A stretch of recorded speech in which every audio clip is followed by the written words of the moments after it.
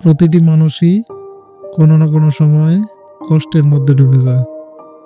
মনে হয় যেন সবকিছু থেমে গেছে, কিন্তু সেই কষ্টেই লুকিয়ে থাকে এক নতুন সকাল। কষ্ট ছাড়া জীবনের আসল অর্থ আমরা বুঝতে পারি না। এই কষ্টই আমাদের শেখায় কিভাবে নতুনভাবে জীবন শুরু করতে হয়। তাই যখনই জীবনে কষ্ট আসে, মনে রাখুন এই কষ্টের সাথেই লুকিয়ে আছে স্বস্তি। ধরুন একজন বাবা, যিনি পরিবার চালানোর জন্য ছোট্ট একটা চাকরি করতেন। মাস শেষে টানাটানি, সন্তানের পড়ালেখার খরচ জোগাতে না পারার দুশ্চিন্তা। তবু তিনি হাল ছাড়েননি। একদিন নিজের শখের একটা ছোট্ট ব্যবসা শুরু করেন। প্রথম কয়েক মাস তিনি এক পয়সাও লাভ করতে পারেননি, কিন্তু ধৈর্য ধরে লেগে থাকার কারণে সেই ব্যবসায়ী একদিন তার পুরো পরিবারের মুখে হাসি ফোটায়। কষ্টের সময় তাকে শিখিয়েছে কিভাবে নিজের স্বপ্নের পেছনে লেগে থাকতে হয়।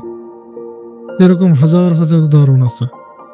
ধরুন একজন ছাত্র, যিনি তার জীবনে অনেক বাধার সম্মুখীন হয়েছেন। পরীক্ষায় বারবার ফেল করে তিনি হতাশ হয়ে পড়েছিলেন। বন্ধুদের মধ্যে নিজেকে অযোগ্য মনে হতো, কিন্তু তিনি চেষ্টা থামান নাই।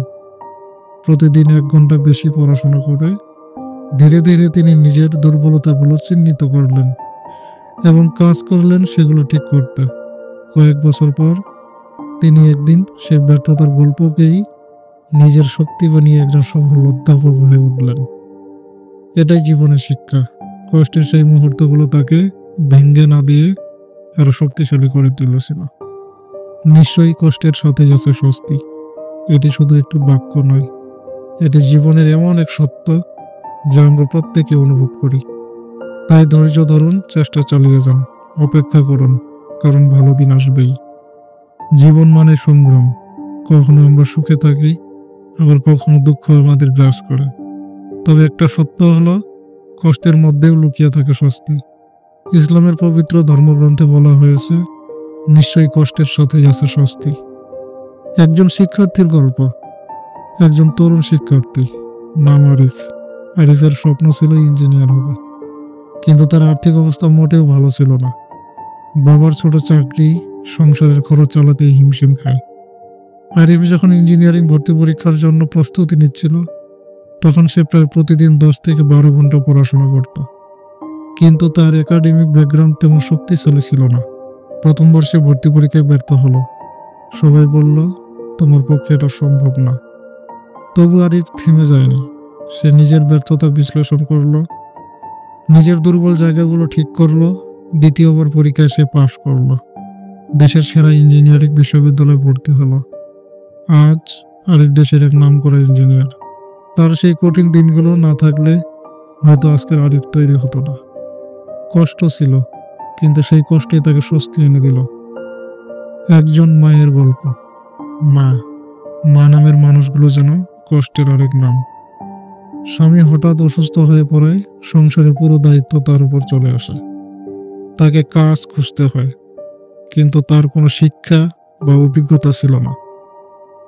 তিনি ঘরে বসে সেলাইয়ের কাজ শুরু করলেন। প্রথম দিকে কাজ পেতে খুব কষ্ট হতো। দিনরাত পরিশ্রম করেও সংসারের চাহিদা মেটানো কঠিন হয়ে যেত। কিন্তু তিনি হার মানেননি। ধৈর্য ধরে নিজের কাজের মান উন্নত করলেন। ধীরে ধীরে তার কাজের সুনাম ছড়াতে লাগলো।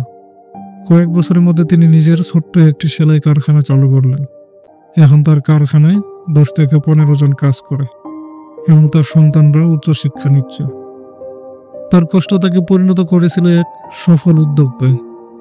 একজন খেলোয়াড়ের গল্প বলে আজকের এই অনুপ্রেরণামূলক ভিডিওটি শেষ করব। জহিরুল ইসলাম একজন দৌড়বিদ। ছোটবেলা থেকে দৌড় প্রতিযোগিতায় অংশ নেওয়ার স্বপ্ন দেখত, কিন্তু তার এক পা ছিল অন্য পায়ের তুলনায় দুর্বল। শারীরিক এই সমস্যার কারণে সবাই তাকে নিরুৎসাহিত করত, কিন্তু জহিরুল হাল ছাড়েনি। প্রতিদিন ভোরে উঠে কঠোর পরিশ্রম করত। তার ফোকাস ছিল একটাই, নিজের সীমাবদ্ধতা পেরিয়ে যাওয়া। অনেক বছর পর এক জাতীয় প্রতিযোগিতায় সে অংশ নেয়। সবাইকে অবাক করে দিয়ে সে স্বর্ণ পদক জেতে। আজ আন্তর্জাতিক পর্যায়ে দেশের হয়ে প্রতিনিধিত্ব করছে। কষ্ট ছিল তার প্রতিদিনের সঙ্গে, কিন্তু সেই কষ্টই তাকে স্বস্তি এনে দিয়েছে। এই উদাহরণগুলো, গল্পগুলো, এক একটা বাস্তব জীবনের সংগ্রাম। এ থেকে আমরা শিখি জীবনে কষ্ট আসবে, ব্যর্থতা আসবে, কিন্তু ধৈর্য আর পরিশ্রমের মাধ্যমে সেগুলো জয় করা সম্ভব। সৃষ্টিকর্তা আমাদের কষ্ট দেন, কিন্তু সেই কষ্টের ভেতরেই লুকিয়ে রাখেন স্বস্তি। তাই কখনো হাল ছাড়বেন না। মনে রাখবেন, নিশ্চয়ই কষ্টের সাথেই আছে স্বস্তি।